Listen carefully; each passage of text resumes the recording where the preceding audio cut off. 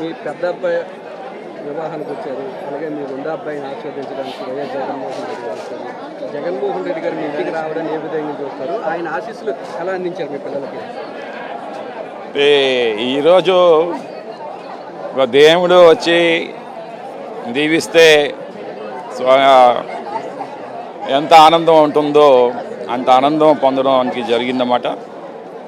The great legacy leader doctor YS Rajasekhara Reddy గారి పుత్రుడు, అతని ఆశీస్సులు ఈజ్ ఓవరింగ్ ఆన్ టాప్. ఆ పైనుంచి డాక్టర్ వైఎస్ రాజశేఖర రెడ్డి ఆశీస్సులు ఉంటే కిందన జగన్మోహన్ రెడ్డి గారు ఈరోజు రావడం బ్రేవ్ హార్ట్. ఈ భారతదేశంలో ఒక బ్రేవ్ హార్ట్ ఎవరైనా ఒకరు ఉన్నారంటే the leader it is Jagan. అటువంటి జగన్మోహన్ రెడ్డి గారు ఈరోజు మా ఇంటికి రావడం అంటే ఒక నాయకుడి కోసం ప్రత్యేకంగా స్పెషల్ ఫ్లైట్లో వచ్చి దీవించడం అంటే 100 ఏనుగుల బలం ఆ నాయకుడికి వస్తుందన్నమాట. అటువంటి 100 ఏనుగుల బలం నాకే కాదు, నా దక్షిణ నియోజకవర్గంలో ఉండే ప్రతి నాయకుడికి కూడా ఈరోజేమో ఆ బలం వచ్చిందన్నమాట. ఎందుకంటే it's inspiration for the leadership అన్నమాట. జగన్మోహన్ రెడ్డి గారు వస్తారు, మనమంటే అభిమానం ఉందని చెప్పేసి చెప్పడమే ఈ యొక్క రాకనమాట. దంపతుల్ని ఆశించడం అంటే అది గ్రేట్.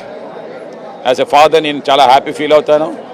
బట్ నాకంటే 100 రెట్లు హ్యాపీ ఫీల్ అయింది ఎవరంటే మా దగ్గర ఉండే నాయకులు, corporators, ward presidents, social media విభాగాలు, అనుబంధ సంస్థ విభాగాలు, ప్రతి ఒక్క నాయకుడు కార్యకర్త కూడా ఈరోజు ప్రతి వార్డులో ఉండే వాళ్ళు కదిలి వచ్చారన్నమాట.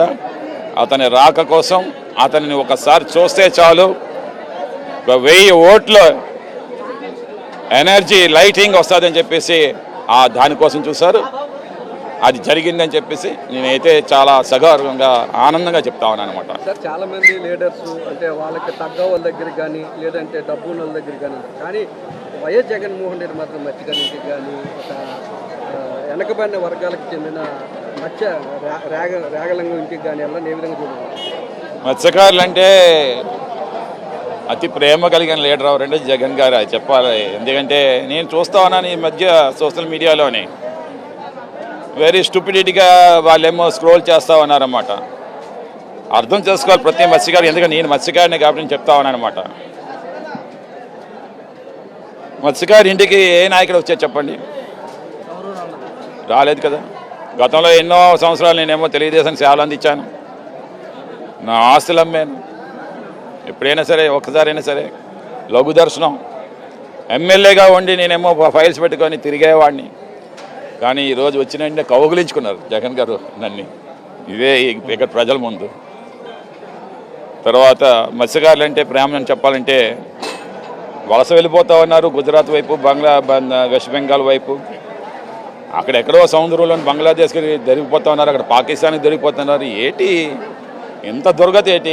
ఇండిపెండెన్స్ వచ్చి ఇది 80 సంవత్సరాలు అవుతూ ఉంది, ఏం చేసే గత పాలకులు అని చెప్పేసి 6 ఫిషింగ్ హార్బర్ నిర్మాణం, అలాగే 7 ఫిష్ ల్యాండింగ్ సెంటర్స్, ఇక్కడ సుమారు 1000 కోట్లు పెట్టి ఈ ఫిషింగ్ హార్బర్ని అతి ఆధునీకరణ చేసిన మగాడు జగన్మోహన్ రెడ్డి గారు.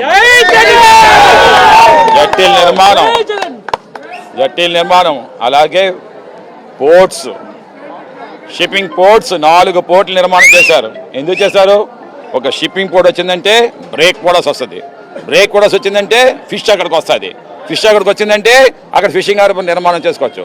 ఫిషింగ్ హార్బర్ నిర్మాణం చేసుకుంటే ఒక్క ఫిషింగ్ హార్బర్ 10,000 కుటుంబాలకి ఉపాధి కల్పిస్తుంది అన్నమాట, 10,000 మత్స్యకారులకి. అలాంటివి 4 ports, 6 fishing harbours, 9 fish landing centres చేసింది అది ఎవరండి? ఈరోజు వలసలు ఆగిపోయాయి కదా ఈరోజు అన్నీ కూడా. అది ఈరోజు ఇప్పుడు ఈ ప్రభుత్వం ఎంజాయ్ చేస్తుంది. The seed has been made by Jagan. ఇది తెలుసుకోవాలి.